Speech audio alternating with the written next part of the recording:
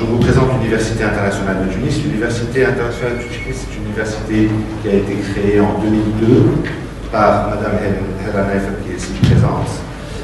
L'Université internationale a tout de suite commencé à opter vers deux points stratégiques importants qui sont la durabilité de l'institution et l'éthique et la morale. D'abord, pour la durabilité d'une institution durable, financièrement et scientifiquement indépendante. C'est très important. On ne peut pas prétendre être une université si nous ne sommes pas indépendants. La création initiale des universités dans le monde entier sont basées sur leur indépendance, aussi bien à l'intérieur de l'université que vis-à-vis des institutions externes, des États, etc. L'éthique et la morale sont également un point très important à l'université internationale, aussi bien pour le conseil scientifique que pour les départements, les facultés et les différentes filières. Nous comptons à l'UIT 9 spécialités ou métiers. Il y a aussi une indépendance des départements, mais il y a aussi une interdépendance. Il y a des filières, et le journalisme ne fait pas exception, où il y a l'intervention d'autres filières. C'est-à-dire, quand on parle de journalisme, on ne peut pas ne pas évoquer les médias ou la communication. Forcément, on va passer aux technologies de l'information et de la communication, qui sont aujourd'hui une spécialité à part entière. Donc, l'UIT est organisé autour de plusieurs, de ces 9 spécialités. Je ne les citerai pas tout de suite, je m'occuperai plutôt de présenter un petit peu les institutions qu'il y a au sein du groupe Université internationale. D'abord, il y a l'École supérieure internationale qui a 3 facultés, une faculté de droit, une faculté de sciences économiques et une faculté d'informatique. Les 3 facultés ont différents partenariats avec des écoles en France, essentiellement en France et en Allemagne. Dès le démarrage, l'école supérieure internationale a commencé avec des partenariats internationaux. On avait démarré avec Boston University, avec les instituts Vatel, avec l'Université de Perpignan. Aujourd'hui, nous en sommes avec les universités de Mannheim et de Tübingen. Donc, on s'oriente beaucoup plus un petit peu aujourd'hui vers l'Allemagne.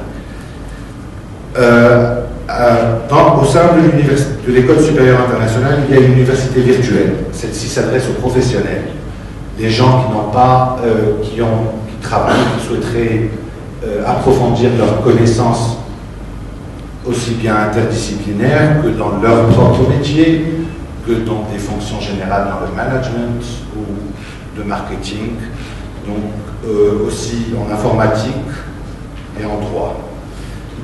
Il y a également le groupe Tourisme Formation Conseil Vatel, que vous présentera M. Abdelaouf par la suite, qui vient d'ouvrir justement une nouvelle entité qui est Knowledge. Knowledge est un petit peu le rapprochement entre l'enseignement et l'hôtellerie. Nous avons également développé une autre institution en Allemagne, une organisation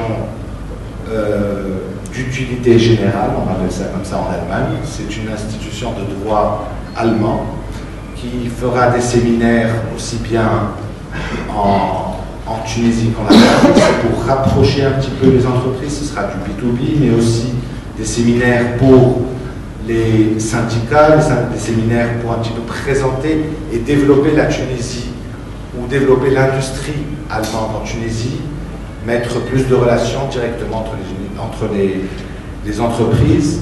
Aussi, cette entité prévoit d'organiser des summer schools pour les étudiants et d'intégrer, de faciliter l'intégration de nos étudiants en Tunisie ou de nos diplômés dans l'industrie en Allemagne.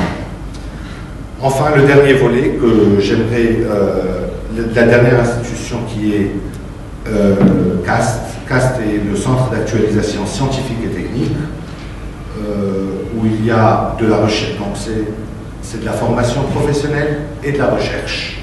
La recherche appliquée forcément, étant donné que c'est proche des entreprises. Au sein de CAST, nous avions fait accréditer deux MBA allemands avec une université à Mannheim. Nous sommes la première et la seule université en Tunisie à avoir une accréditation allemande.